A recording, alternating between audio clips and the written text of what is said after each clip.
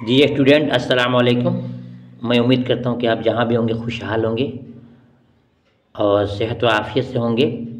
आज की इस वीडियो भी स्पेशल तौर पे आर्ट वाले स्टूडेंट के लिए ही है, क्योंकि आपको भी आपको इम्तहान देना है। 10 पेपर का इम्तहान आपका 5 दिन होगा।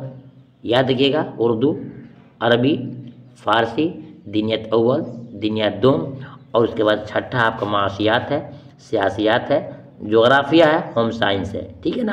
तो हमने आपको 5 पढ़ा दिया। वीडियो को देख सकते हैं, नहीं तो हमसे ले सकते हैं।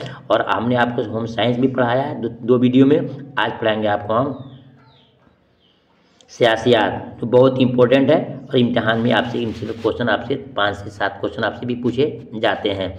चलिए देखते हैं। सवाल नंबर 1 में है कि इंडियन नेशनल कांग्रेस का क़याम कब आया। बहुत important question. Indian national Congress का क़याम कब हुआ है? 1880, 1885, 1905, 1916।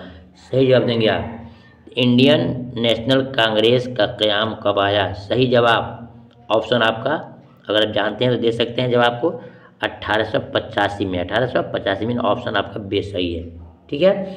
देखते हैं सवाल नंबर 2 में। दो कौमी नज़रिया की बात जिस सियासी पार्टी ने सबसे पहले की थी वो कौन है? दो कौमी नज़रिया की बात जिस सियासी पार्टी ने सबसे पहले की थी वो कौन सी है? मुस्लिम लीग, हिंदू महासभा, कांग्रेस, हिंदुस्तानी कम्युनिस्ट पार्टी। बताएंगे आप। सवाल नंबर 2 का सही जवाब क्या होगा?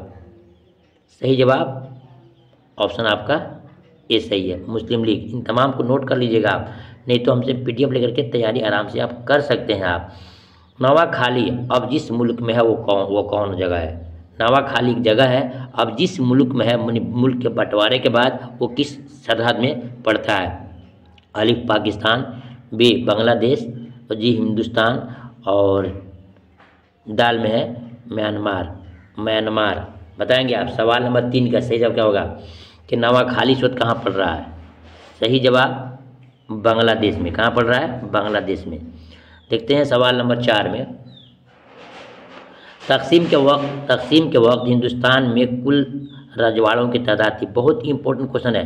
तकसीम के वक्त हिंदुस्तान में कुल रजवाड़ों की तादाद कितनी थी? 565, 465, 665, 365। सब में 65 का आंकड़ा दिया गया है। बताएंगे अब तकसीम के वक्त हिंदुस्तान में कुल रजवाड़ों की तादाद कितनी थी? जी सवाल नंबर 4 सही जवाब होगा आपका ऑप्शन अलिफ होगा, 565। 565 जी स्टूडेंट। देखते हैं सवाल नंबर 5 में। तक़सीम हिंद का जिम्मेदार किस गवर्नर जनरल को करार दिया जाता है? तक़सीम हिंद का जिम्मेदार किस गवर्नर जनरल को करार दिया जाता है? सवाल नंबर 5 का सही जवाब ऑप्शन आपका बे है, लॉर्ड माउंटबेटन को लॉर्ड माउंटबेटन को जिम्मेदार करार दिया जाता है।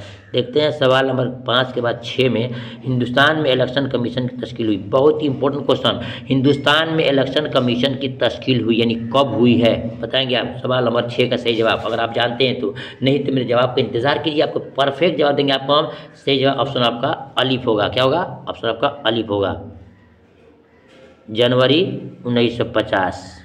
ठीक है। देखते हैं सवाल नंबर 7 में। 1965 में हिंदुस्तानी रियासतों की दोबारा तश्कील की बुनियाद क्या बनाया गया था? 1956 में हिंदुस्तानी रियासतों की दोबारा तश्कील की बुनियाद क्या बनाया गया था? बताएंगे आप। सवाल नंबर 7 का सही जवाब क्या होगा? सही जवाब ऑप्शन अलिफ है, ज़ुबान को बनाया गया था तक़सीम के लिए। ठीक है ना। देखते हैं सवाल नंबर 8 में। आज़ाद हिंदुस्तान के पहले हिंदुस्तानी गवर्नर जनरल कौन थे? जी आज़ाद हिंदुस्तान के पहले हिंदुस्तानी गवर्नर जनरल कौन थे? बताएंगे आप। सवाल नंबर 8 का सही जवाब ऑप्शन आपका अलिफ सही है। थोड़ा सा दे रहे हैं तक कि आप हो सकता है कि आप जान सकते हो तो लिख सकते हैं सी राजगोपाल आचार्य। सवाल नंबर 9। 1952 के आम इंतखाब में कुल वोटरों में खानिंदा वोटरों की तादाद कितनी फीसद था? सुनिएगा। आम इंतखाब, आम मने आम इंतखाब मैंने चुनाव 1952 के आम इंतखाब में कुल वोटरों की खानदान यानी कि पढ़े लिखे लोगों की तादाद कितनी थी? 35%, 25%, 15% या फिर 75%? बताएंगे आप। सवाल नंबर 9 के सही जवाब आपका आएगा ऑप्शन जिम सही है। आंसर जिम सही है। 15% ये लोग थे जो खानदान यानी पढ़े लिखे लोग थे। देखते हैं सवाल नंबर 10 में ए के गोपालन 1904 1977 किस सूबे के अहम कम्युनिस्ट रहनुमा थे? ए के गोपालन केरल, बंगाल, त्रिपुरा, पंजाब। सवाल नंबर 10 का सही जवाब क्या होगा? जी ऑप्शन आपका अलिफ सही है, केरल के। देखते हैं सवाल नंबर 11 में सिंहासन फिल्म बुनियादी तौर पर किस जुबान में बनाई गई थी? बहुत इंपॉर्टेंट क्वेश्चन। सिंहासन फिल्म बुनियादी तौर पर किस जुबान में बनाई गई थी? चूँकि आप पढ़ रहे हैं और देख रहे हैं क्या चीज़, आज़ादी हिंद की हिंदुस्तान के बाद सियासत देख रहे हैं। आज़ादी हिंद के बाद हिंदुस्तान की सियासत देख रहे हैं, ठीक है। तो इसका जवाब क्या होगा आपको? मराठी जुबान में। किस जुबान में? मराठी जुबान में।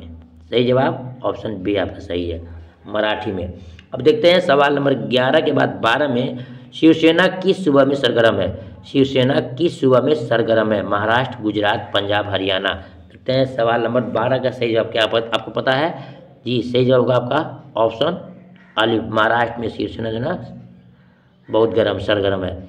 सवाल नंबर 13 में देखते हैं हिंदुस्तान कब आज़ाद हुआ?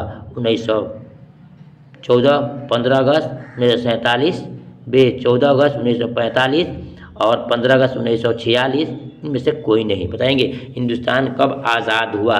ऑप्शन आपका सही मिलेगा आपको ऑप्शन अलिफ। क्यों 14-15 क्यों लिखा है? 14-15 इसलिए है कि 14 अगर लास्ट हो रहा था और 15 का शुरुआत हो रहा था, इसलिए ना, ठीक है ना।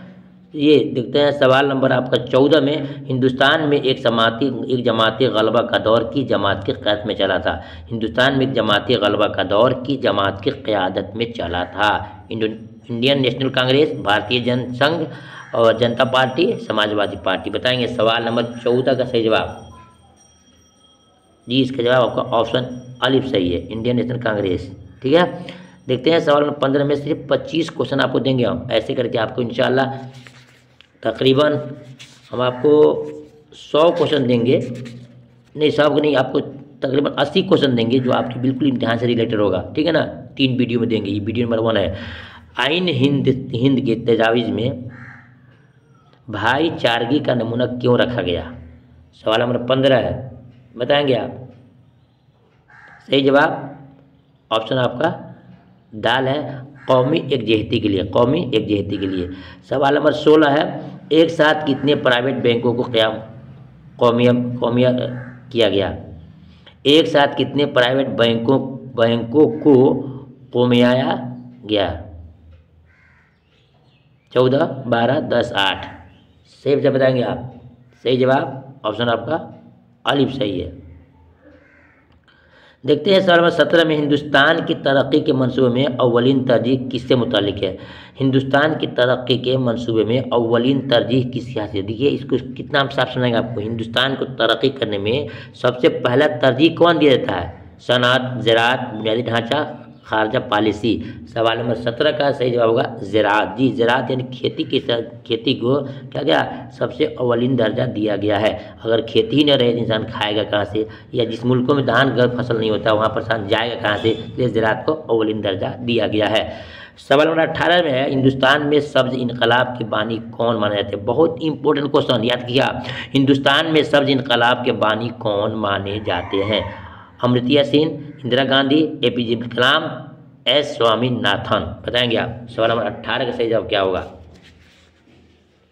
सही जवाब ऑप्शन आपका डी सही है, S स्वामीनाथन, ठीक है। देखते हैं सवाल 19 में हिंदुस्तान में मनसूबाबंदी कमीशन के सदर होते हैं वजीर ख़जाना, रिजर्व बैंक के गवर्नर, वजीर आजम, मालियाती कमीशन के चेयरमैन। हिंदुस्तान में मनसूबाबंदी कमीशन के सदर कौन होते हैं? बताएंगे।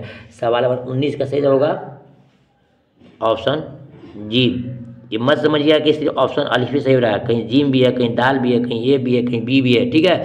देखते हैं सवाल नंबर 19 के बाद 20 में हिंदुस्तानी शुरुआती दौर में तरक्की की जो पॉलिसी बनाई उनमें 10 में से कौन सा ख्याल शामिल नहीं था? बताएंगे हिंदुस्तानी शुरुआती दौर में तरक्की को जो पॉलिसी अपनाई उनमें दर्जन में से कौन सा ख्याल शामिल नहीं था। सवाल नंबर 20 का सही जवाब ऑप्शन आपका बे सही है, रवादारी को नहीं था। देखते हैं सवाल नंबर 21 में पहले पंचशाला मनसूबा की मुद्दत कार क्या थी। पहले पंचशाला मनसूबा की मुद्दत कार क्या थी बताएंगे आप, कितने उम्र तक, कितने एक तक। सही जवाब पहले पंचशाला मनसूबा की मुद्दत कार क्या थी। सवाल नंबर 21 सही जवाब 1951 यानी कि आपका ऑप्शन ए सही है, अलिफ सही है। देखते हैं सवाल नंबर 22 में हिंदुस्तान के माशी तरक्की के मनसूबा या मुंबई प्लान में कितने सनअतकार शामिल थे। हिंदुस्तान के माशी तरक्की का मनसूबा या मुंबई, यहाँ बम्बई लिखा है ना, अब मुंबई बोल रहे हैं हम, बम्बई प्लान में कितने सनअतकार शामिल थे। 10, 8, 5, 3 सही जवाब देंगे आप। सही जवाब क्या होगा, ऑप्शन आपका बे सही है 8। कितने 8 जी। आप चाहें तो हमसे इसका PDF भी ले सकते हैं आंसर शीट के साथ, जवाब के साथ। सवाल नंबर 23 में इनमें से किसने खुले दरवाजे की पॉलिसी बनाई थी। इसमें किसने खुले दरवाजे की पॉलिसी अपनाई थी। चीन, यूरोपीय वफाक, जापान, अमेरिका। सवाल नंबर 23 का सही जवाब क्या होगा आपको, ऑप्शन आपका अलिफ सही है, चीन ने। देखते हैं सवाल नंबर 23 के बाद 24 में सरमायादाराना निज़ाम में पैदावार की ज़राए पर किसका कब्जा रहता है। सरमायादाराना निज़ाम में पैदावार की ज़राए पर किसका कब्जा रहता है। सरमायादार का, हुकूमत का, किसान का, इनमें से कोई नहीं। सवाल नंबर 24 का सही जवाब क्या होगा बताएंगे आप जी, सरमायादार का होता है। किसका होता है, ऑप्शन एक का ए सही है। देखते हैं सवाल नंबर 25 में हिंदुस्तान ने तवील जद्दोजहद के बाद आज़ादी हासिल की थी। हिंदुस्तान ने तवील जद्दोजहद के बाद हासिल की थी कब बताएंगे आप। सही जवाब ऑप्शन अलिफ सही है, 15 अगस्त 1947 को आज़ादी हासिल की थी। ठीक है ना, बस इतना ही देंगे आज। फिर मिलता हूँ आपको दूसरी वीडियो में, यानी कि क्वेश्चन नंबर 26 करके इंशाल्लाह आपको 80 क्वेश्चन देंगे, जो एक भी क्वेश्चन आपका गलत नहीं होगा और परफेक्ट तौर पे आपके इम्तिहान में से क्वेश्चन इसमें से पूछे जाते हैं। ठीक है, फिर मिलता हूँ दूसरी वीडियो में, तब तक अल्लाह हाफिज़।